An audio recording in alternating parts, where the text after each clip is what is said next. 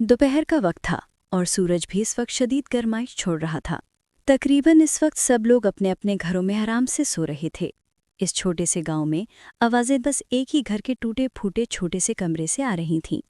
अम्मा, दाल तो बहुत मज़े की बनी है, खाकर मज़ा ही आ गया, वो बड़े बड़े नवाले मुंह में डालता हुआ बोला था।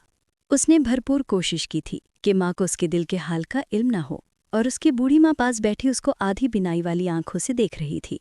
क्योंकि वो जानती थी कि उसके बेटे को दालमाश ज़रा नहीं पसंद, मगर वो फिर भी खा रहा है, और वो भी लुत्फ़अंदोज़ होकर। मगर उस माँ से कोई पूछे जिसका कलेजा जलकर राख हो गया था, सिर्फ अपने बेटे के मुंह से दालमाश की तारीफ सुनकर। वो बेबस खामोश बैठी रही, और उसके बेटे को उसकी ये खामोशी चुभने लगी, और वो सारा माजरा भांप गया था। उसके तेज़ी से चलते हाथ अचानक एकदम रुक गए। क्या हुआ ये बात? तुमने खाना क्यों छोड़ दिया? सोगरा ने बेचैन होकर सवाल किया, मगर जवाब उसको बड़ा पुरअमन मिला। अम्मी, मुझे पता है आप फिक्रमंद हैं। आप फिक्र ना करें, मैं आगे नहीं पढ़ूंगा, बल्कि मैंने तो नौकरी भी तलाश करना शुरू कर दी है। कुछ दिनों में नौकरी भी मिल जाएगी, और इंशाअल्लाह यास्मीन का कोई अच्छा रिश्ता भी आ जाएगा, और हम अपना घर भी दुरुस्त कर लेंगे, और आप देखना हम पर से ये तंगी के दिन भी ख़त्म हो जाएंगे। वो अपनी माँ को वो बातें समझा रहा था जो कि बहुत मुश्किल थीं। सुगरा सादी ज़रूर थी, मगर नासमझ नहीं। वो ये सारी बातें कोई पहली बार नहीं कर रहा था, बल्कि वो अक्सर अपनी माँ को ऐसी तसल्लियाँ देता रहता था। मेरे लाल, तू कब इतना बड़ा हो गया, पता ही नहीं चला। मैं जानती हूँ तुझे पढ़ने का बहुत शौक है। तेरा तो 12वीं का नतीजा भी इतना अच्छा आया है। सुगरा की आंखें आंसुओं से नम थीं, और इबाद की गले में आंसुओं का गोला फटने को था, मगर उसने जब्त किया। अम्मा, मुझे अब शौक नहीं रहा, पता नहीं क्यों, मगर अब आगे पढ़ने को दिल नहीं करता। उसने इस गोले को गले से नीचे उतारने के लिए पानी का गिलास उठाकर एक घूंट में सारा पानी ख़त्म कर दिया। और उसने ऐसा क्यों किया, सोरा जानती थी, और उसकी ये कोशिश बेसूद रही। जानती हूँ, सब जानती हूँ। आखिरकार सोहरा के आंख से आंसू टपक ही पड़ा। इबाद जानकर तेजी तेजी से बड़े बड़े लुक़मे मुंह में डालने लगा। उसने माँ के चेहरे पर ध्यान न दिया, उसकी नज़रें झुकी हुई थीं। अम्मी, मैं इस्लामाबाद जा रहा हूँ, कल के लिए मेरे कपड़े निकाल दें। मैं इस्लामाबाद जाऊँगा और वहाँ काम तलाश करूँगा। वो उठ खड़ा हुआ। वो और ज़ब्त नहीं कर सकता था। इससे पहले उसके सब्र का पैमाना लबरेज हो जाए, उसने वहाँ से किनारा कशी ही बेहतर समझी। वो अभी इतना बड़ा नहीं था, मगर हालात ने उसको घर का सबसे बड़ा बना दिया था। सबसे छोटा होने के बावजूद भी जाहिर है, जब सर पर बाप ना हो तो बेटों को ही सबसे बड़ा बनना पड़ता है। उनके बाप के इंतकाल को 4 साल हो गए हैं। उससे बड़ी 3 बहनें हैं, और उन 3 के बाद ये है, और इससे छोटी एक बहन है। घर के अखराजात आज तक बहनें सिलाई कढ़ाई करके चलाती रहीं, और माँ उनकी दाई का काम करती है, और उसे कोई ना कोई 2-4 पैसे हाथ आ ही जाते हैं। इबाद ने ज़्यादा कुछ नहीं कहा और फ़ौरन घर से बाहर निकल गया। शायद उसके अंदर इससे ज़्यादा बर्दाश्त नहीं थी। अरे देखते हैं जी, आपका बेटा बड़ा हो गया है। आज वो दिन आ गया है जिसका मुझे बरसों से इंतज़ार था। अरे आपको भी तो था। कुछ याद आने पर सुगरा आंसू पोंछकर खुद कलामी वाले अंदाज में बोली थी। साथ ही एक मुस्कुराहट उसके चेहरे पर फैल गई। वो मानीखेज मुस्कुराहट थी। अब वो बड़ी बड़ी बातें करता है, माँ को दिलासे देता है, कमाकर घर लाने की बातें करता है। आपको तो मेरा ख्याल नहीं आया मुझे अकेला छोड़कर जाते हुए, मगर मेरी औलाद को एहसास है। सुगरा की मानीखेज मुस्कुराहट अब कहकहे में तब्दील हो गई थी। वो अक्सर इस खाली बाग में आकर बैठ जाया करता था, और ऐसा तभी होता था जो परेशानियां उसको हर जानिब से घेर लेती थीं, और इन्हीं परेशानियों से तंग आकर वो इस पुरसुकून खामोश माहौल में बैठ जाता था। वो परेशान तो था ही, मगर साथ खामोशी से आंसू भी बहा रहा था। गर्मियों की तेज़ धूप में चलती हुई हवा किसी नेमत से कम नहीं थी, मगर वो तो इस नेमत से भी बेजार था, जैसे उसकी ज़िंदगी का हर मज़ा ख़त्म हो गया हो। और ऐसा ही था। औलाद की सारी अय्याशियाँ बाप से ही होती हैं। जब जिम्मेदारियाँ अपने सर पर पड़ती हैं तो इंसान सह ही नहीं सकता। बाप के मरते ही गुर्बत की जंजीरें भी सियाह पड़ने लगती हैं, और सियाही किसी को नज़र नहीं आती। वो हर चीज़ से आजिज़ आ चुका था। आम के दरख्त के नीचे बैठा वो एक हाथ में छड़ी पकड़कर उससे ज़मीन पर एक नाम लिख रहा था, मगर वो एक नज़र भी उस नाम पर नहीं डाल रहा था। یہ شاید ایسا نام تھا کہ وہ آنکھیں بند کر کے بھی لکھ سکتا تھا۔ وہ غصے بھی تھا اور مایوس بھی۔ آنسو اس کی ٹھوڑی سے بہہ کر اس کی آسمانی رنگ کی قمیض کو بھگو رہے تھے۔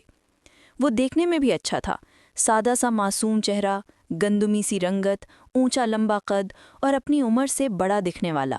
اللہ، ایک سوال کروں گا تو جواب دے گا؟ تو نے غریب کیوں پیدا کیے ہیں؟ کیوں اللہ؟ جب تو ان کو روٹی نہیں دے سکتا تھا تو کیوں پیدا کیا غریب کو؟ غریب کی تو کسی کو ضرورت ہی نہیں ہے اس دنیا میں، تو کیا تماشے کے لیے پیدا کیا ہے غریب کو؟ عباد کے آنسوؤں کی روانی تیز ہو گئی تھی، اس کا رخ آسمان کی جانب تھا۔ تو نے ہمارے گلے میں یہ غربت کی زنجیر کیوں ڈالی؟ کیوں؟ یہ تو وہ زنجیر ہے جس کو زنگ بھی نہیں لگتا اور جس سے آزادی صرف موت ہے۔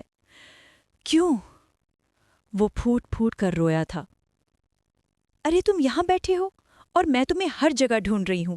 پیچھے سے زنانہ آواز آئی تو عباد نے فوراً سے اپنے آنسو پونچھے اور گلے کو کھنگالا۔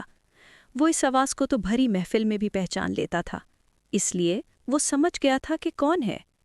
اس نے چھڑی فوراً سے دور پھینک دی اور وہ زنانہ آواز اور واضح ہوتی گئی۔ آج میرے لیے اتنا بڑا دن ہے اور تم یہاں بیٹھے ہو؟ ایک ہاتھ عباد کو اپنے کندھے پر محسوس ہوا اور ساتھ ہی ہٹ گیا، اور ایک وجود اس کے مقابل آ کر بیٹھ گیا، مگر عباد نے پرواہ نہ کی۔ کیا ہوا تمہیں؟ تم میری کسی بات کا جواب کیوں نہیں دے رہے؟ اس نے آگے جھانک کر عباد کی آنکھوں میں دیکھنا چاہا، مگر عباد پیچھے ہو گیا اور وہ اس کی آنکھوں میں دیکھنے سے قاصر ہو گئی۔ ساتھ ہی عباد بولا، کچھ نہیں ہوا، تم بتاؤ کیوں پوچھ رہی تھی میرا؟ وہ مسکرا کر اس کی جانب مڑا تھا۔ آنکھیں سرخ تھیں مگر گندمی رنگت میں واضح نہ تھی، اور ماتھے پر بکھرے سنہرے بال بہوؤں کو چھو رہے تھے، اس لیے فجر نے زیادہ دھیان نہ دیا۔ یہ چہرہ جس کو وہ دیکھ رہا تھا وہ تو اس کو حفظ ہوا تھا۔ وہ گندمی رنگت پر بادامی آنکھیں اور ان پر سنہرے سیاہ بال اس کی خوبصورتی میں اور اضافہ کرتے تھے، اور اس کی آنکھوں سے تو کوئی ایسا گیت سناتی تھی کہ جس گیت کو انسان ساری زندگی سن سکتا ہے۔ اب سوچنے والی بات ہے، آنکھیں کب گیت سناتی ہیں؟ آنکھیں بھی گیت سناتی ہیں، اور ایسا گیت سناتی ہیں جس سے دستبردار ہونا مشکل ہو۔ آنکھیں گیت سناتی ہیں، خواب دکھاتی ہیں، اور تو اور دل کا حال اور ماضی کی کہانی بھی سناتی ہیں۔ خیر، اس کی خوبصورت باتیں جلتی پر تیل کا کام کرتی تھی۔ تمہارے گھر مٹھائی لے کر گئی تھی، مگر وہاں سے پتا چلا تم گھر نہیں ہو، تو میں سمجھ گئی کہ تم یہاں ہو۔ وہ آج بہت خوش نظر آ رہی تھی، اس لیے بنا لڑے چہکتے ہوئے بولی تھی۔ کیوں؟ مٹھائی کس لیے؟ وہ میری بات پکی ہو گئی ہے نا؟ وہ قدرے شرما کر بولی تھی۔ انداز ایسا تھا جیسے اس کے سامنے عباد کے بجائے اس کا ہونے والا شوہر کھڑا ہو، اور عباد کے چہرے پہ پھیلی ہوئی مسکراہٹ جو کہ بناوٹی تھی وہ بھی اب سمٹ گئی تھی۔ چلتی ہوئی ہوائیں رک گئی تھیں اور آسمان اس کے سر پر آ لگا تھا۔ اب تو اس کی ساری پریشانیاں تقریباً ختم ہو گئی تھیں۔ اب وہ سب کس کے لیے کرتا؟ لڑکا بہت اچھا ہے، آرمی میں ہوتا ہے، اور اس کو کوارٹر بھی ملا ہوا ہے آرمی والوں کی جانب سے۔ اس کے گھر والے کہہ رہے تھے کہ شادی کے بعد وہ مجھے اپنے ساتھ لے کر جائیں گے۔ عباد کو اپنی سماعتوں پر یقین نہیں آ رہا تھا، اور فجر تھی کہ بولتی چلی جا رہی تھی۔ وہ ہمیشہ سے ایسی ہی تھی، یا شاید عباد ایسا تھا جو اس کو ٹوکتا بھی نہیں تھا، اور فجر کچھ بھی بولتی رہتی تھی، اور اس بات پر فجر کی ماں عباد سے بہت ناراض ہوتی تھی۔ اور تم کہتے تھے کہ مجھ سے کوئی شادی نہیں کرے گا، اب بولو تمہاری بولتی کیوں بند ہو گئی؟ دیکھا کتنا اچھا رشتہ ملا ہے مجھے۔ وہ اس کو چڑھا رہی تھی اور خود مسکرا کر مزے لے رہی تھی۔ یار فجر، کیا کہوں، بولنے لائق تو کچھ رہا ہی نہیں۔ اس نے بمشکل اپنے حلق سے الفاظ ادا کیے تھے، مگر مدھم لہجے میں۔ تم آگے پڑھو گی نہیں، رزلٹ تو تمہارا بھی اچھا ہی آیا ہے۔ وہ شاید کوئی امید تلاش کر رہا تھا یا راستہ۔ ہم دل تو ہے، مگر تم جانتے ہو ہمارے پیروں میں پڑی بیڑیوں کے بارے میں میری اماں نے ساری زندگی اس غربت میں نکال دی، مگر وہ نہیں چاہتی کہ میں بھی کسی ایسے سے بیاہی جاؤں جو بمشکل میری 2 وقت کی روٹی پوری کر سکتا ہو۔ تو بس انہوں نے دیکھا کہ رشتہ اچھا ہے تو انہوں نے ہاں کر دی۔ کم از کم میری ضرورتوں اور خواہشوں کا خیال تو رکھے گا۔ فجر کا لہجہ سنجیدہ تھا، اور عباد سمجھ گیا تھا کہ وہ رشتہ فجر کے لیے بہتر ہے، کیونکہ وہ تو اس کی 2 وقت کی روٹی بھی پوری نہیں کر سکتا۔ فجر کی نظر زمین پر پڑی جہاں عباد نے دل بنا کر اس میں اس کا اور اپنا نام لکھا ہوا تھا۔ فجر عباد، ارے یہ تم نے میرا نام لکھا ہے؟ وہ فوراً سے اس جانب لپ کی۔ وہ عباد کی بچپن کی بہت اچھی دوست تھی، مگر عباد کے لیے وہ دوست سے بڑھ کر تھی کیونکہ وہ اس کی بچپن کی پسند تھی، مگر اس نے کبھی بھی اس بات کا اقرار فجر سے نہیں کیا تھا، اور اس کی اس خاموش محبت کے بارے میں تقریباً سبھی جانتے تھے۔ نہیں، تمہارا نام نہیں ہے۔ عباد نے فوراً سے آگے بڑھ کر اپنے ہاتھوں سے وہ نام مٹا دیے، فجر کو دیکھنے کا موقع بھی نہ دیا۔ اس وقت وہ خاصا سنجیدہ ہو گیا تھا، ہاتھ اس کے مٹی سے بھر گئے تھے۔ اس کا یہ رویہ دیکھ کر فجر بھی سنجیدہ ہو گئی۔ کیا ہوا؟ تم پریشان ہو؟ فجر نے اپنے نرم ملائم ہاتھ اس کے کندھے پر رکھے، جن کی نرمی اس کے دل کو اور پگھلا گئی، اور آنکھوں کے کسی پردے پر نمی نمودار ہو گئی۔ نہیں، وہ بس نوکری کی تلاش میں ہوں نا، بس اس لیے پریشان ہوں۔ وہ اپنے ہاتھوں کو جھاڑتا ہوا اٹھ کھڑا ہوا، اس کا اکھڑا اکھڑا لہجہ فجر بھانپ گئی تھی۔ انشاءاللہ تمہیں کوئی بہت اچھی نوکری مل جائے گی، اور تم پریشان نہ ہو، تمہاری شادی بھی کسی بہت ہی خوبصورت لڑکی سے ہو جائے گی۔ فجر نے اپنی جانب سے اس کا موڈ اچھا کرنے کی کوشش کی تھی، کیونکہ وہ اس کی خاموش محبت کے بارے میں جانتی تھی، اور جب تک یہ رشتہ نہیں آیا تھا اس کے دل میں اس خاموش محبت کے لیے احترام اور شاید کچھ تھا، مگر رشتہ ہوتے ساتھ ہی ختم ہو گیا۔ وہ طنزیہ مسکرایا۔ تم تو خوبصورت تھی، تمہارا رشتہ ہو گیا، مجھ بدصورت کو کون اپنی خوبصورت بیٹی دے گا؟ وہ طنزیہ انداز میں کہتا آگے بڑھ گیا۔ فجر کے چہرے پر سنجیدگی کے بجائے پریشانی نے جگہ لے لی تھی۔ تمہیں کس نے کہا تم بدصورت ہو؟ اچھے خاصے ہو، ہاتھ پیر سلامت ہیں، اتنے اچھے نقوش ہیں، اور کیا چاہیے؟ فجر بڑے حق اور فخر سے بولی تھی، اور عباد کے زبان پر لفظ نوکری آتے آتے رہ گیا۔ کبھی کبھار انسان ظاہری بدصورت نہیں ہوتا، بس اس کی ظاہری اور باطنی زندگی بدصورت ہو جاتی ہے تو وہ بھی بدصورت دکھنے لگ جاتا ہے۔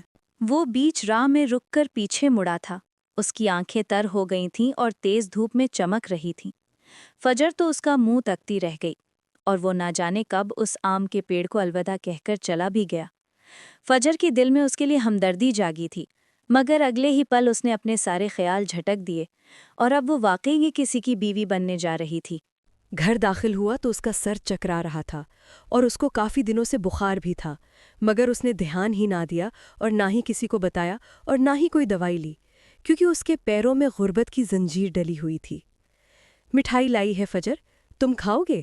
باورچی خانے سے باہر نکلتے ہی یاسمین نے اس کے چلتے قدموں کو روک لیا۔ اس نے رک کر آہستہ سے نفی میں سر ہلایا اور کف کو اوپر کی جانب طے کرتا ہوا آگے بڑھ گیا۔ جانتی ہوں کیوں نہیں کھاؤ گے۔ یاسمین بہن بھائیوں میں دوسرے نمبر پر تھی۔ اس سے بڑی ایک اور بہن تھی توبہ، جس کی شادی 1 سال پہلے ہی انہوں نے نہایت سادگی سے کی تھی۔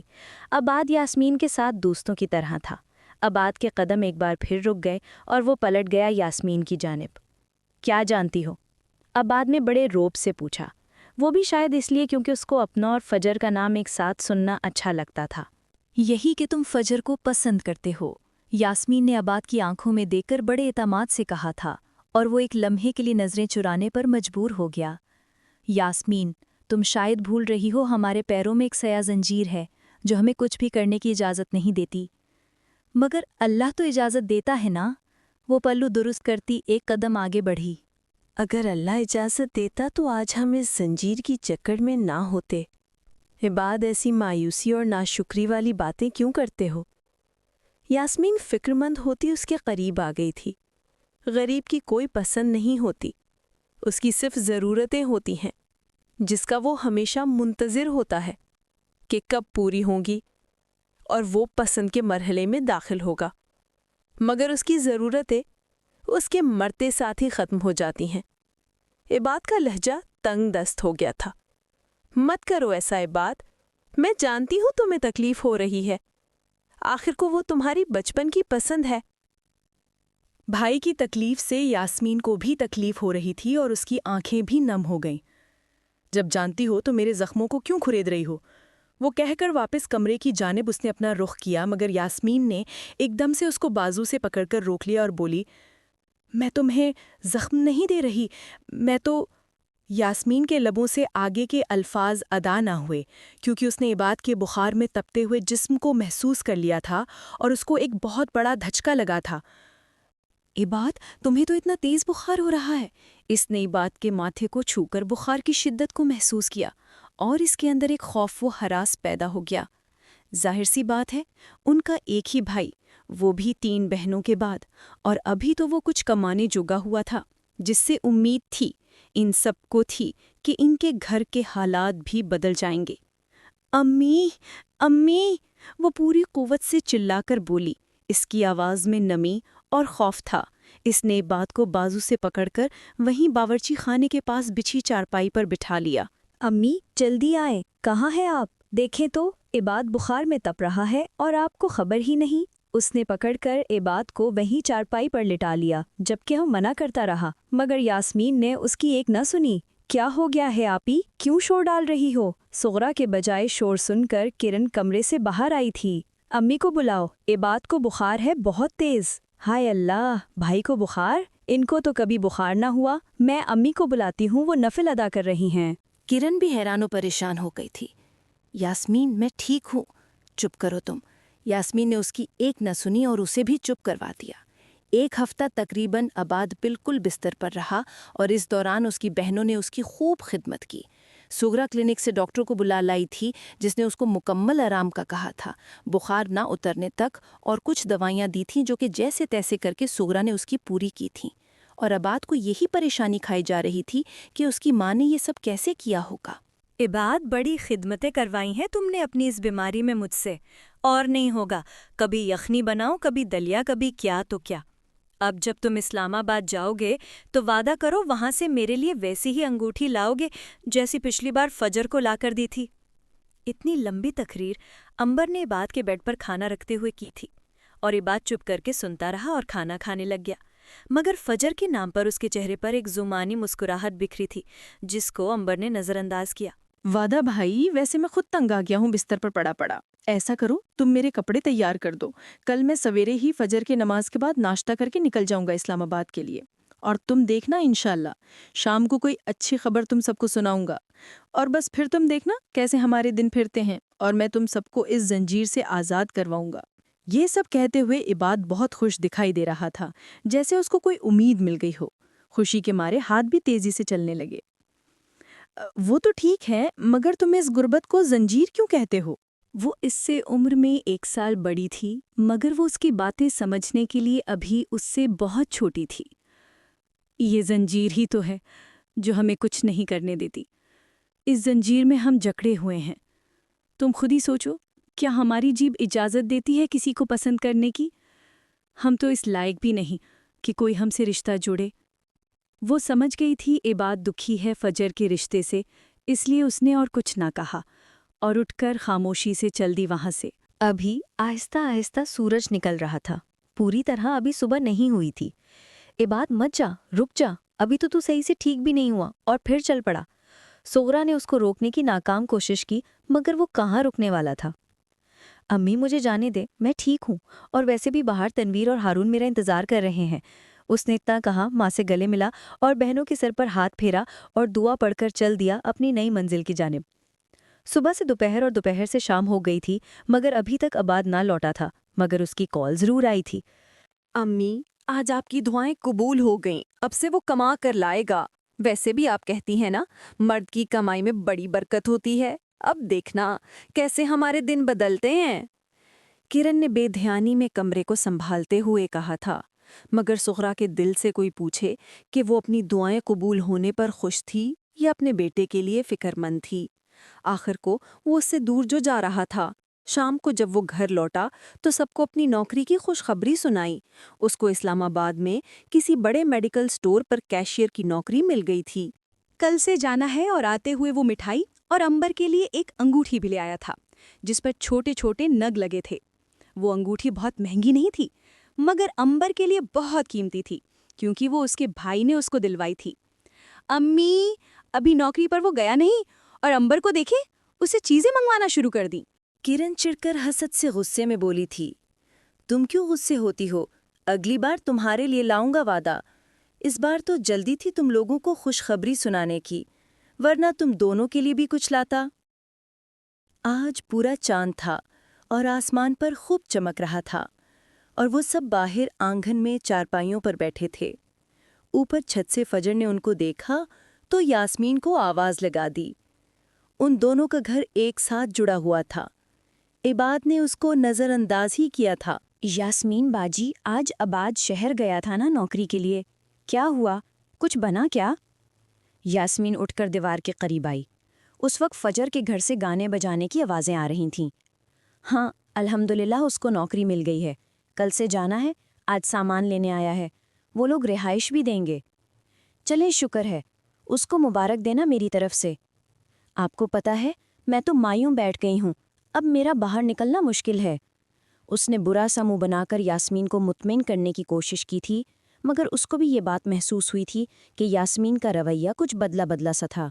یاسمین کو جیسے کسی محرومی کا احساس ہوا ہو، یا کسی کمی کا جو اس میں موجود ہو اور اسی وجہ سے اس کی شادی نہیں ہو رہی ہو۔ آپ بھی آئیے گا اور امبر اور کرن کو بھی لانا۔ ٹھیک ہے، یاسمین نے مدھم آواز میں مختصر جواب دیا۔ پیچھے سب کو آواز جا رہی تھی۔ آنگن کی لائٹ خراب تھی، اس وجہ سے اندھیرا تھا اور فجر کو کوئی اتنا خاص نظر نہیں آ رہا تھا، مگر وہ جانتی تھی عباد وہیں بیٹھا ہے۔ امی اب دیکھنا میں اپنی سہیلیوں کو بتاؤں گی میرا بھائی اسلام آباد میں کام کرتا ہے۔ کرن کی اس بات پر سب ہنسنے لگے اور عباد اٹھ کر اندر آ گیا۔ اللہ کامیاب کرے میرے بچے کو، اس کو ہدایت دے اور اللہ کا شکر ادا کرنے کی توفیق عطا کرے، آمین۔ سغرا کو جیسے ایک ڈر سا لگا ہو۔ 20 دن ہو گئے تھے اس کو وہاں نوکری کرتے ہوئے۔ اس نے کچھ رقم ایڈوانس لے کر گھر بھیجی تھی اور ان کو کال بھی کی۔ سب بہت خوش دکھائی دے رہے تھے اور اس سے آنے کا پوچھ رہے تھے، اور شام کو وہ گھر آ رہا تھا۔ اس اطلاع کے لیے بھی اس نے کال کی تھی۔ وہ خود جان کر اتنے دنوں سے گھر نہیں گیا تھا۔ وہ جانتا تھا فجر کی شادی ہو رہی ہے، جب شادی ختم ہو جائے وہ تبھی جائے۔ دن سے شام اور شام سے مغرب ہونے کو تھی، مگر ابھی تک عباد گھر نہیں آیا تھا، جبکہ اسلام آباد ان کے گاؤں سے اتنا دور نہیں تھا۔ بہت ہو گیا تو 1 سے 1.5 گھنٹے کا سفر تھا، اور نہ ہی اس کا نمبر مل رہا تھا، جس وجہ سے سغرا بہت پریشان تھی۔ اس کی گھر آنے کی خوشی میں یاسمین نے اس کی پسند کی بریانی بنائی تھی، اور امبر نے چٹنی اور رائتا اور سلاد کا کام کرن کے حصے میں آیا تھا ہمیشہ کی طرح۔ اچانک سے گھر کے نمبر پر ایک کال آئی اور گھر میں چیخو پکار شروع ہو گیا، جیسے کوئی ماتم والا گھر ہو۔ سغرا کی طبیعت بھی بگڑ گئی۔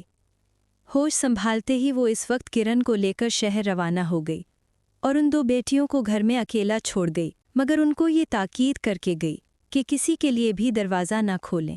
بھاگ دوڑ کرتے ہوئے وہ ہسپتال اپنے عباد کے پاس پہنچ ہی گئی۔ ڈاکٹر صاحب، کیا ہوا ہے میرے بیٹے کو؟ آنسو تو اس کی آنکھ سے اوجھل ہوتے ہی نہ تھے، بالکل اس کی زندگی میں موجود غموں کی طرح۔ دیکھیں، آپ کے بیٹے کا بہت برا ایکسیڈنٹ ہوا ہے، ان کی ٹانگ ٹوٹ گئی ہے۔ ڈاکٹر رک کر ان کی جانب اپنا رخ کر کے بولا تھا، اور ماں اور بہن پر آسمان آ گرا تھا۔ یہ الفاظ تھے یا پتھر، جنہوں نے کام تو پتھروں والا کیا تھا۔ نہیں، ایسا نہیں ہو سکتا۔ سغرا اپنے حواس کھو بیٹھی۔ دیکھیں، آپ حوصلہ کریں، انشاءاللہ وہ ٹھیک ہو جائیں گے۔ آپ مجھے یہ بتائیں، ان کی یہ حالت کب سے ہے؟ ڈاکٹر کے اس سوال نے ان کو حیرت میں مبتلا کر دیا تھا۔ کیا مطلب ڈاکٹر صاحب؟ سغرا بھی اس حالت میں نہ تھی کہ کوئی سوال کرتی، اس لیے سوال کرن کی جانب سے آیا تھا۔ ان کو بخار کب سے اور کیا سمٹمز ہیں؟ بخار؟ سغرا اور کرن نے یکدم ایک دوسرے کو دیکھا۔ وہ دونوں حیران تھیں کہ یہ تو ان کے علم میں ہی نہیں کہ وہ بیمار ہے، کیونکہ وہ سب کے سامنے ایسے شو آف کرتا رہا کہ وہ بالکل ٹھیک ہے۔ میں کچھ ٹیسٹ لکھ دیتا ہوں، آپ وہ ان کے کروا لیں، کچھ ہسپتال سے ہو جائیں گے اور کچھ باہر سے ہوں گے۔ آپ دعا کریں وہ ٹھیک آئیں تو آپ ان کو جلدی گھر لے جا سکیں گے۔ ڈاکٹر نے جیب سے پین نکال کر اپنی مخصوص ڈاکٹروں والی رائٹنگ میں پرچی پر کچھ لکھنا شروع کر دیا، اور ڈاکٹر بھی ان دونوں کا چہرہ دیکھ کر سمجھ گیا تھا کہ ان کو عباد کی بیماری کے بارے میں کچھ نہیں پتا۔ اور تھوڑی ہی دیر بعد ڈاکٹر نے وہ پرچیاں ان کی جانب بڑھائیں اور کرن نے ہاتھ آگے بڑھا کر لے لی۔ ان لوگوں کے لیے یہ قیامت تھی، ایک تو بیٹی کی بیماری، اوپر سے غربت، اور تیسرا پیچھے گھر میں بیٹیوں کی فکر۔ سغرا تو ان پریشانیوں میں گھل گھل کر ختم ہوتی جا رہی تھی۔ ہر وقت اس کی آنکھوں میں آنسو ہوتے تھے۔ بھائی کا سنتے ہی توبہ بھی اپنے شوہر کے ساتھ ہسپتال آ گئی۔ 2 دن سے سغرا گھر نہیں گئی تھی۔ ظاہر سی بات ہے بیٹے کو کیسے اکیلا چھوڑ کر جا سکتی تھی۔ यास्मीन, ये बात ठीक तो हो जाएगा ना? बिस्तर पर लेटे लेटे अंबर को नींद आई और वो चांद को देखते हुए थक गई तो उसने ये सवाल कर ही डाला जो उसको बेचैन कर रहा था। हाँ हाँ, ठीक हो जाएगा, एक्सीडेंट हुआ है उसका, कौन सा कोड निकल आया है? यास्मीन ने अपनी चारपाई से करवट बदलकर अपना रुख अंबर की जानिब किया। चांद की रोशनी उनके चेहरे को चमका रही थी और सया अंधेरे से आता खौफ उन दोनों को सोने की इजाज़त नहीं दे रहा था, मगर कुछ तसल्ली साथ वाले घर से गाने बजाने की आने वाली आवाज़ें दे रही थीं। फजर शादी के बाद पहली बार घर आई थी और इसकी सारी सहेलियां मिलकर आज खूब हल्ला गुल्ला कर रही थीं। मोहल्ले में अभी किसी को नहीं पता था इबाद के एक्सीडेंट का, और ऐसा उन्होंने अपनी हिफाजत के लिए किया था। इबाद, मेरे बच्चे, ये क्या हो गया है? सुगरा के आंसू मुतवातर लड़ियों की सूरत में बह रहे थे। इबाद को मर्दों की वार्ड में शिफ्ट किया गया था, इसलिए वहां किरण को ठहरना नामुनासिब और मुश्किल था, और वो इसी वजह से वार्ड के बाहर थी। अब तक की रातें उन्होंने जाग कर गुजारी थीं। अम्मी, क्या हो गया है? देखना, कुछ महीनों में ही मैं ठीक हो जाऊंगा। अच्छा ये बताएं, पैसे कहाँ से लाईं आप मेरे इलाज के लिए? कुछ ख्याल आने पर इबाद ने फौरन परेशानी से सवाल किया। कहीं से नहीं, तूने जो पैसे भेजे थे वो संभाल कर रखे थे बस। सगरा नजरें चुराकर जवाब दे गई। परसों तेरी रिपोर्टें भी आ जाएंगी और तू जल्दी से ठीक हो जाएगा। सगरा को जैसे एक उम्मीद मिली हो, मगर इबाद ने कोई जवाब न दिया। किरण भी आ गई थी, उसके हाथ कुछ प्लेटें थीं जो वो किचन से धोकर रखने के लिए अंदर आई थी। मुझे याद आया इबाद, वो डॉक्टर पूछ रहे थे कि तुम्हें ये बुखार कब से है और इसके साथ और क्या अलामात हैं? दुपट्टे से प्लेट को खुश करते हुए किरण ने बेदहानी में सवाल किया। इबाद ने जैसे नज़रें चुराईं।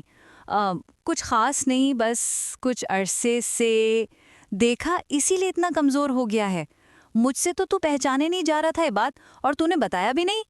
सुखरा के आंसू फिर से जारी हो गए थे और उसके सवालात की गठरी फिर से खुल गई। किरण ने जैसे तैसे करके उसको चुप करवाया। उस रोज़ इबाद की तबीयत कुछ ज़्यादा ख़राब थी तो सुखरा उसके पास अंदर वार्ड में ही रुक गई और किरण बाहर खड़ी डोर में नीचे ज़मीन पर बैठकर सो गई। सो क्या गई, जाग ही रही थी। ऐसे हालात में कहाँ नींद आती है, और उसके आसपास सब सो रहे थे और फिर ये मामूल बन गया।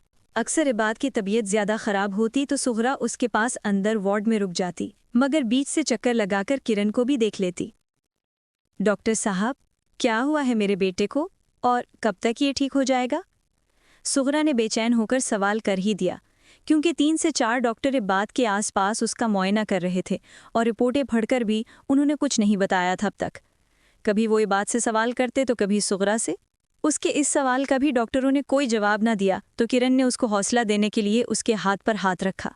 अहमद, तुमने अल्ट्रासाउंड रिपोर्ट्स चेक की हैं? इन सब डॉक्टरों में बड़े डॉक्टर ने सवाल किया। जी सर। तो कंफर्म लिखा हुआ है रिपोर्ट में? जी सर। सुगरा को तो उनकी किसी डॉक्टरी बात की समझ नहीं आ रही थी, मगर अब्बाद का इतना मुआयना उसको किसी मुसीबत की अलामत लग रहा था। Abbad, you are a very brave boy, इंशाल्लाह तुम जल्द ठीक हो जाओगे। बाकी डॉक्टर चले गए थे, बस बड़े डॉक्टर ने अब्बाद के कंधे पर हाथ रखकर उसको तसल्ली दी थी कि इससे वो बहुत खुश और पुरुम्मीद हो गया था। डॉक्टर वार्ड से बाहर निकल गया, मगर साथ ही किरण और सुगरा को भी बाहर बुला लिया। क्या हुआ डॉक्टर साहब? ये सवाल किरण की जानिब से आया था, क्योंकि वो मुसीबत को भांप गई थी। देखें, मैं अब आपको जो बात बताऊंगा आपको तहम्मुल और सब्र बर्दाश्त के साथ सुननी होगी। क्या हो गया है डॉक्टर साहब? जल्दी बोलें, मेरा दिल फटा जा रहा है, मेरा एक ही बेटा है। सुगरा ने इल्तिजा की, उसके आंसू भी आखिरी मरहले पर थे।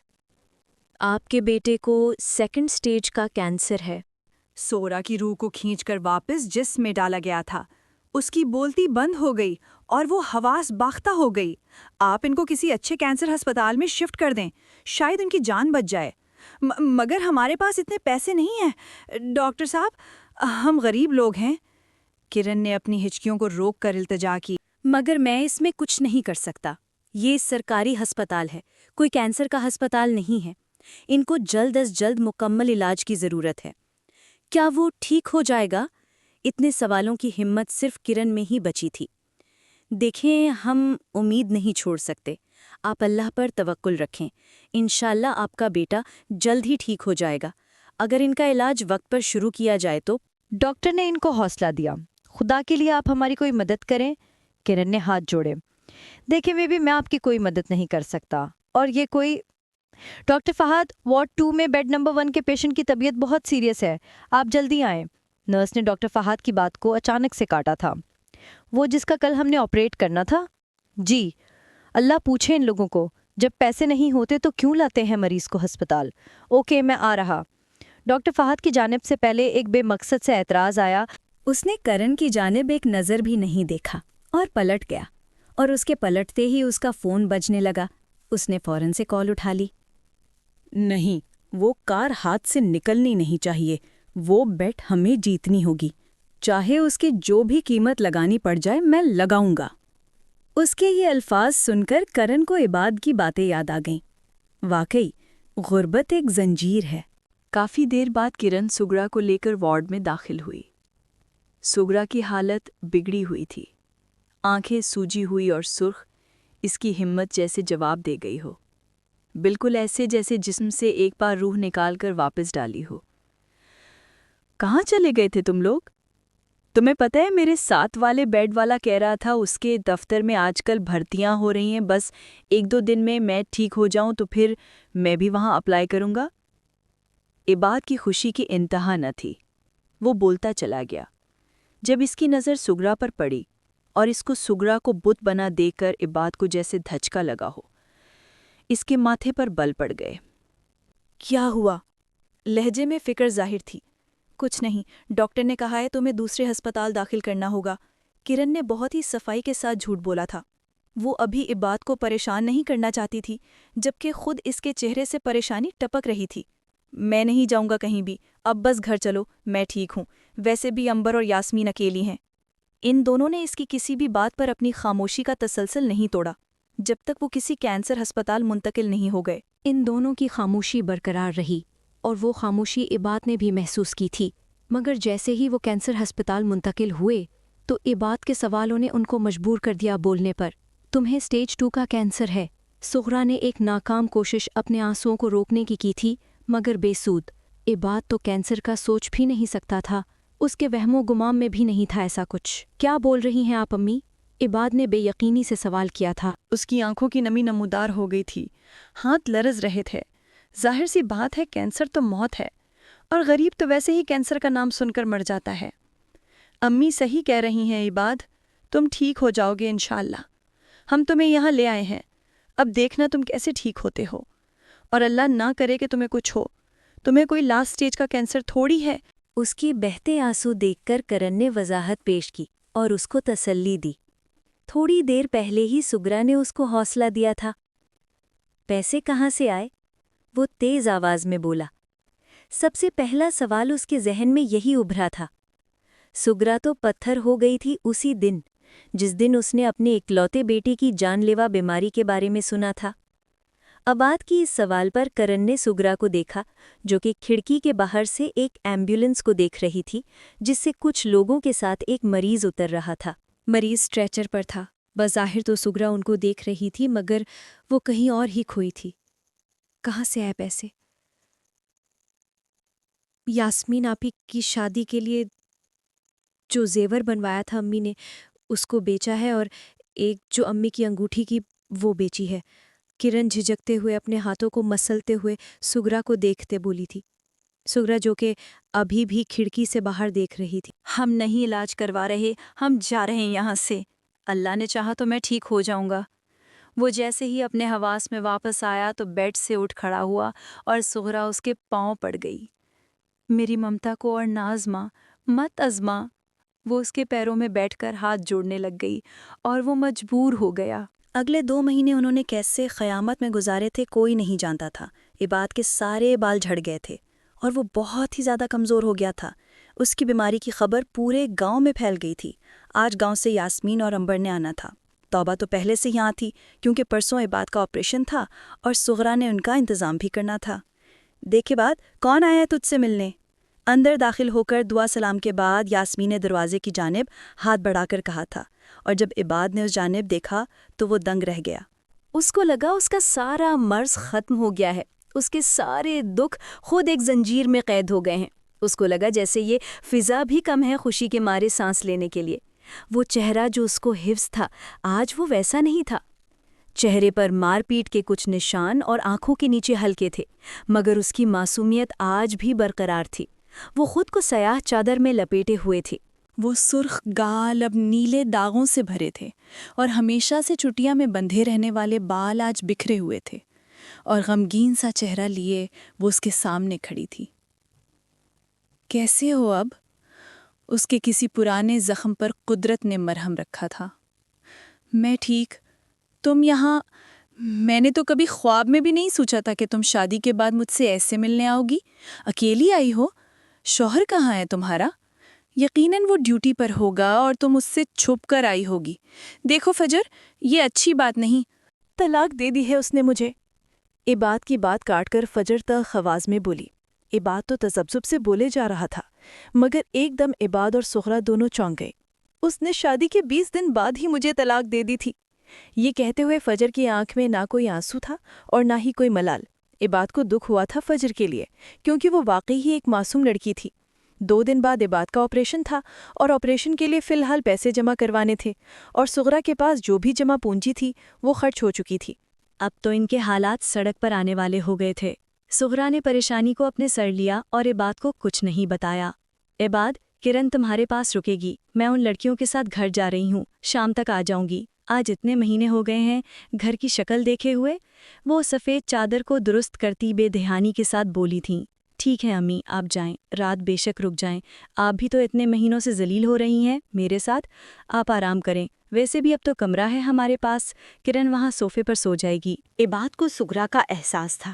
سغرا خفگی سے بولی، عباد، انسان بن جا، آج تو نے یہ بات کی، آئندہ مت کرنا، میں جا رہی، اپنا خیال رکھنا۔ سغرا نے باہر کو منہ کیا اور چل دی۔ چلو لڑکیوں، سنو۔ فجر کو واپس جاتے دیکھا تو بے اختیار اس کی زبان پھسل گئی۔ دونوں بہنوں نے اس وقت وہاں سے باہر جانا ہی مناسب سمجھا۔ وہ باہر چلی گئیں اور فجر اپنی شرمندگی کو چادر سے چھپاتے واپس عباد کی جانب پلٹی۔ اب اور بدصورت ہو گیا ہوں، بال بھی جھڑ گئے ہیں، کمزور پڑ گیا ہوں، اب پتہ نہیں کوئی اپنی خوبصورت بیٹی دے گا یا نہیں۔ عباد کی آنکھوں کے کنارے بھیگ گئے تھے اور الفاظوں میں بھی نمی اور لرزش موجود تھی۔ فجر نے اس نمی کو ہی محسوس کر کے جھکی نظریں اٹھا کر دیکھا۔ امی کہتی ہیں مرد بدصورت نہیں ہوتے اور نہ ہی کمزور، مرد تو ہمیشہ مضبوط ہوتے ہیں، ایک بیماری سے وہ کمزور نہیں پڑ سکتے۔ تمہاری امی نے یہ نہیں بتایا کہ مرد بیماری سے تو کمزور نہیں پڑتا، مگر وقت اور حالات کمزور بنا دیتے ہیں۔ عباد نے اوپر اٹھ کر بیٹھنے کی کوشش کی مگر ناکام رہا۔ جسم سے جان جو ختم تھی۔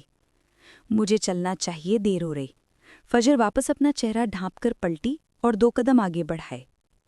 تم تو بہت دکھی ہوگی نا، تمہارے خواب جو ٹوٹ گئے۔ اس کمبخت کو قیمتی چیز کی پہچان ہی نہیں تھی۔ یہ کوئی طنز نہیں تھا، بس اس کا دکھ بانٹنا چاہ رہا تھا عباد۔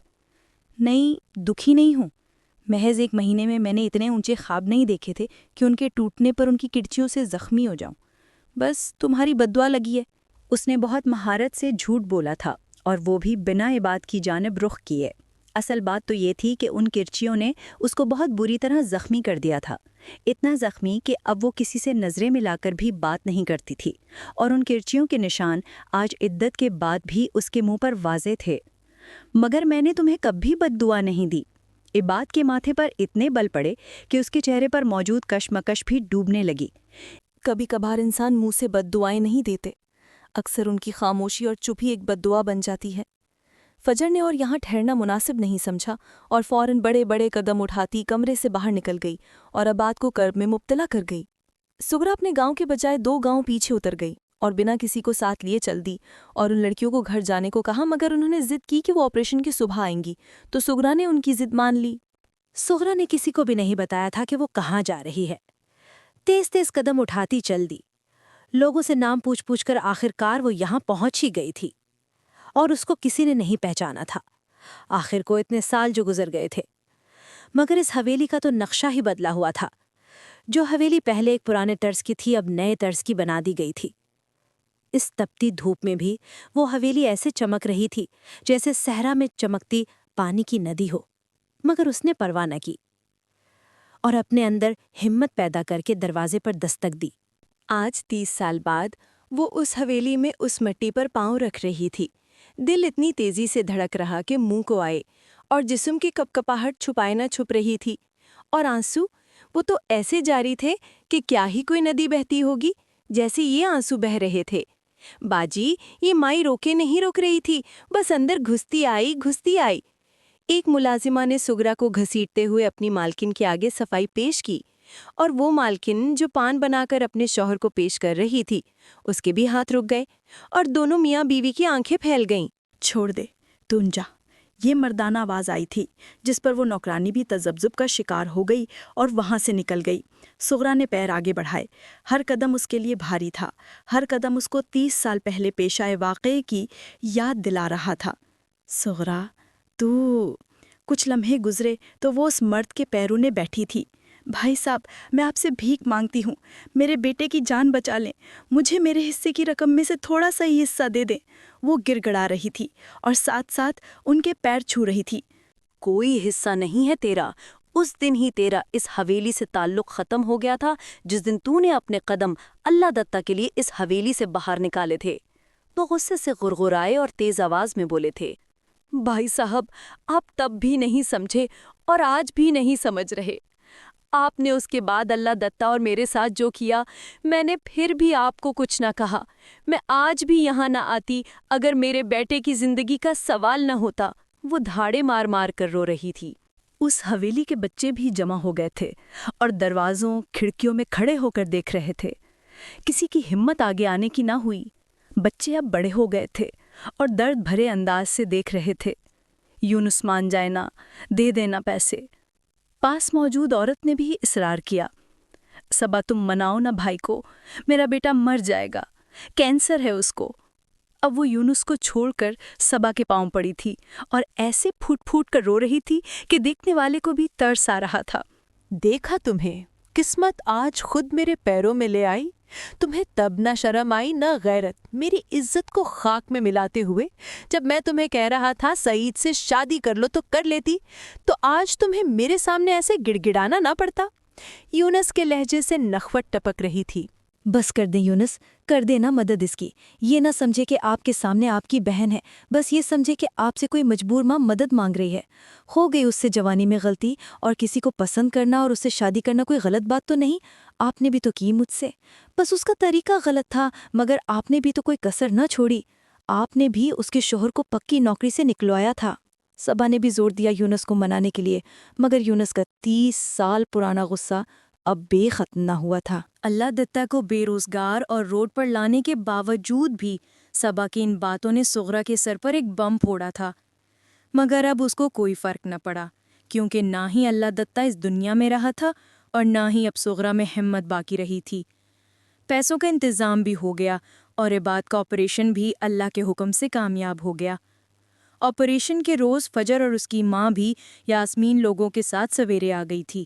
اتنے سارے عرصے میں جب سے فجر کو طلاق ہوئی تھی، اس دوران روز رات کو دونوں بہنیں کبھی یاسمین اور کرن تو کبھی امبر فجر کے گھر ہی سوتی تھیں۔ فجر کی ماں اور سغرا کے بیچ دوستی بھی بہت تھی اور وہ سب کچھ جانتی بھی تھی سغرا کی پچھلی زندگی کے بارے میں۔ جب عباد کا آپریشن ہوا اور وہ ہوش میں آیا تو وہ فجر کو دیکھ کر بہت خوش ہوا۔ اس وقت اس کے پاس سب موجود تھے اور اس کو ایک نئی زندگی شروع ہونے کا احساس ہوا، اور وہ اپنے اندر موجود ناشکری، بے بسی اور نا امیدی پیچھے چھوڑ آیا تھا۔ سب لوگ شام تک چلے گئے تھے۔ سغرا اور عباد کی بہنوں کا تو خوشی سے کوئی ٹھکانہ نہ تھا۔ دیکھ عباد، اللہ نے کتنا کرم کیا ہے، ورنہ ہم تو اس لائق نہ تھے۔ تو نے دیکھا یہاں پر کتنے غریب مر گئے تیرے ساتھ کے؟ اس رب کا شکر ادا کر۔ تجھے میں ہمیشہ کہتی ہوں نا، اللہ سب بہتر کرتا ہے۔ جی امی، آپ صحیح کہہ رہی ہیں، میں ہی بس مایوس ہو گیا تھا۔ آپ تو جانتی ہیں جب غریب کے پاس کچھ نہ ہو تو وہ امید بھی ہار جاتا ہے۔ یہ دنیا سلوک ہی ایسا کرتی ہے ایک غریب کے ساتھ۔ امی، مجھے کبھی کبھی لگتا ہے غریب تو ایک گالی ہے۔ ہر کوئی امیر بننا چاہتا ہے، تو بھی تو بننا چاہتا ہے، دوسروں کو کیا کہہ رہا ہے؟ سغرا نے اس کی پیشانی پر بوسہ دیا۔ امی، میں امیروں کی ریس میں نہیں لگنا چاہتا، میں بس اتنا کمانا چاہتا ہوں کہ تم سب کی ضروریات پوری کر سکوں، یاسمین کی شادی کر سکوں، کرن کو آگے پڑھا سکوں اور دنیا والوں کو نظر آنا شروع ہو جاؤں۔ عباد کی آنکھوں میں ایک حسرت کی چمک تھی، وہ آگے بات جاری رکھنا چاہتا تھا مگر نرس نے کمرے میں داخل ہو کر ان دونوں کو خاموش ہونے پر مجبور کر دیا۔ اگلے کچھ ہفتے وہ ہسپتال میں زیر علاج رہا اور پھر اس کو ڈسچارج کر دیا گیا۔ اس کے سر کے بال جو سرے سے جھڑ گئے تھے اب ہلکے ہلکے واپس نکل آئے تھے۔ وہاں کے ڈاکٹر سے اس کی کافی اچھی دوستی ہو گئی اور ڈاکٹر نے اس کے حالات دیکھ کر اس کو ٹھیک ہونے کے بعد کوئی اچھی نوکری دلوانے کا بھی کہا تھا۔ ان کا وہ اجڑا ہوا گھر پھر سے آباد ہو گیا۔ اس گھر میں زندگی پھر سے دوڑنے لگی۔ جس گھر میں اتنے دنوں سے کوئی آواز نہیں آئی تھی وہ پھر سے چہک اٹھا۔ اس ڈاکٹر نے عباد کو اسلام آباد میں ہی کسی لیبارٹری میں کام پر لگوا دیا۔ پہلے اسے کام سکھایا گیا اور پھر اس کو کام دیا گیا۔ اپنی محنت اور لگن کی وجہ سے وہ کام جلدی ہی سیکھ گیا اور بہت ماہر بھی ہو گیا۔ ساتھ ساتھ اس نے پارٹ ٹائم جاب بھی شروع کر دی۔ آگے پڑھائی کے لیے اس نے پرائیویٹ داخلہ بھی بھیج دیا اور اپنے ہی ماموں کے گھر سے یاسمین کا رشتہ بھی آ گیا۔ صبا سغرا کی پھپھی ذات بہن بھی تھی اور بھابھی بھی، اور اس نے ان دونوں بہن بھائیوں کو ایک کرنے کا یہی حل نکالا تھا۔ سغرا، باقی باتیں بھول جاؤ اور آگے بچوں کے بارے میں سوچو۔ صبا نے اتنا کہا اور سر جھکائے بیٹھے یونس کو دیکھا اور پھر بولی، ریحان 2 مہینے بعد واپس کویت جا رہا ہے اور اس سے پہلے ہم اس کی شادی کرنا چاہتے ہیں۔ صبا نے پھر خاموشی اختیار کی۔ پورے کمرے میں خاموشی چھا گئی۔ اس وقت یاسمین بھی کمرے میں موجود تھی۔ صبا کا اشارہ ابھی تک سغرا نہیں سمجھی تو صبا نے کھل کر کہا،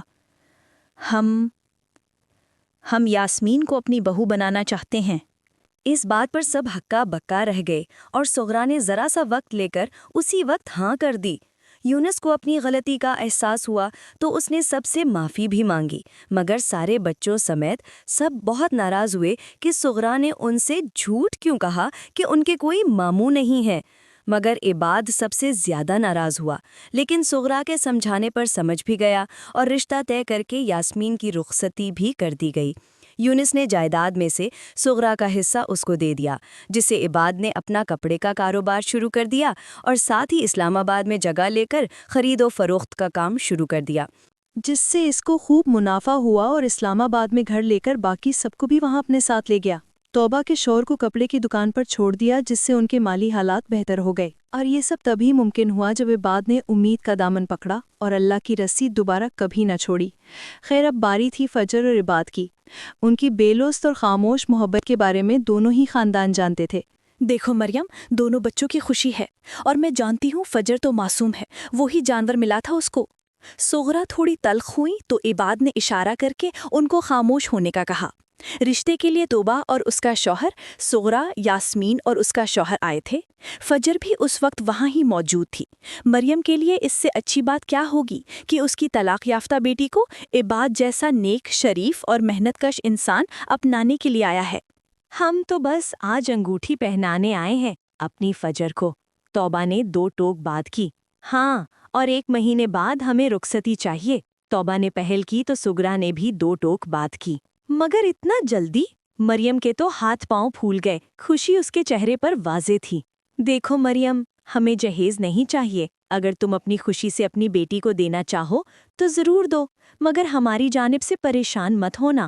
لاؤ بیٹی اپنا ہاتھ آگے دو۔ سغرا نے انگوٹھی پہنا کر بات ہی ختم کر دی۔ 1 مہینے بعد ان دونوں کی بھی شادی ہو گئی اور وہ بھی اسلام آباد چلی گئی۔ عباد، ڈیم چلیں؟ اپنے میکے سے واپسی پر فجر نے اصرار کیا تو عباد نے گاڑی کا رخ ڈیم کی جانب کر دیا۔ وہاں کا خان پور ڈیم بہت مشہور تھا، دور دور سے لوگ آتے تھے۔ یاد ہے عباد، بچپن میں اکثر ہم گھر والوں سے چھپ کر یہاں آ جاتے تھے۔ وہ دونوں ڈیم کے پاس موجود ریت پر بیٹھے تھے، مگر لوگوں کے ہجوم سے دور۔ ہاں، اور پیسے جمع کر کے یہاں سے چھلی اور ڈونٹ کھایا کرتے تھے۔ دونوں بے اختیار ہنسے، جیسے ہم چاند کو دیکھ کر کچھ یاد آنے پر مسکراتے ہیں۔ مگر کشتی کے پیسے کبھی جمع نہ ہوئے۔ فجر کی اس بات نے ان دونوں کو ہی افسردہ کر دیا تھا۔ تمہیں ڈونٹ کھانا ہے؟ اچانک خیال آنے پر عباد نے عجیب مسکراہٹ سے اس سے سوال کیا۔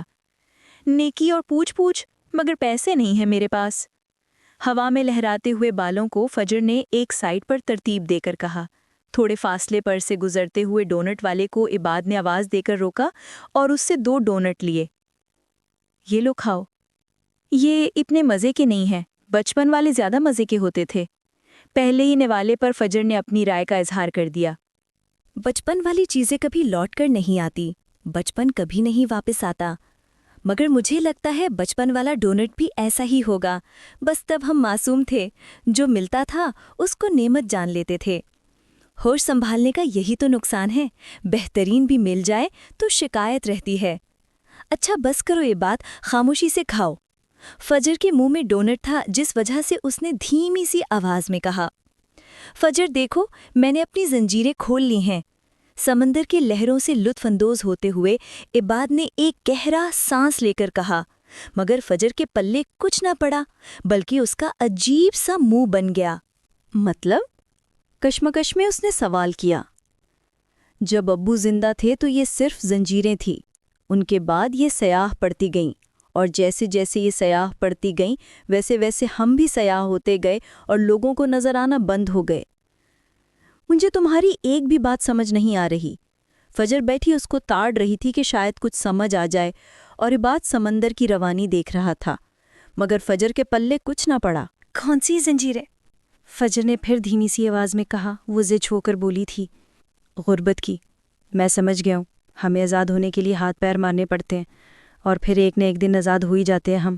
میں امی سے ہمیشہ پوچھتا تھا کہ یہ کینسر جیسی مصیبت کیوں آئی مجھ پر، اور امی کہتی تھیں صبر کرو، اس میں بھی کوئی بہتری ہوگی، اور میں کرب میں مزید مبتلا ہو جاتا تھا اور سوچتا تھا بھلا اس میں کیا بہتری ہوگی، مگر آج مجھے سمجھ آ رہی ہے کہ واقعی اللہ کے ہر کام میں بہتری ہوتی ہے۔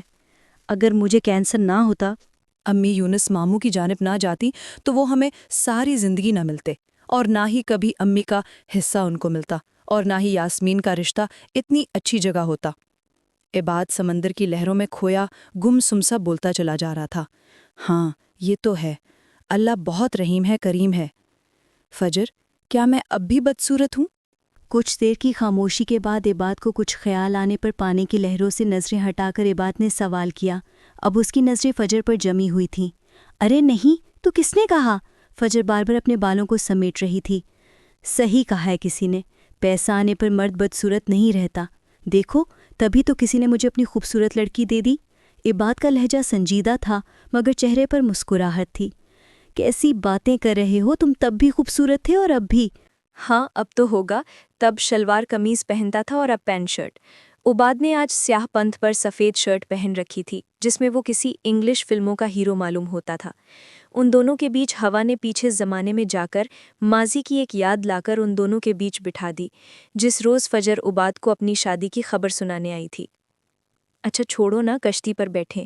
فجر نے تمام خیالات کو جھٹکا۔ دونوں اپنا ڈونٹ ختم کر چکے تھے اور فجر نے جان کر اس کو بندے ہاتھ سے پکڑا اور وہ اچھل کر دور ہو گیا۔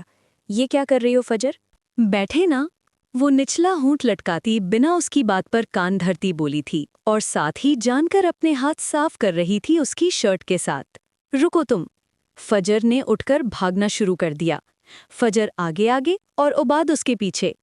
عباد مت کرو، رک جاؤ، فجر کی بچی، بتاتا ہوں میں تمہیں۔ آخر کار عباد نے فجر کو پکڑ کر تھام لیا اور پھر کبھی اس کو بھاگنے نہ دیا۔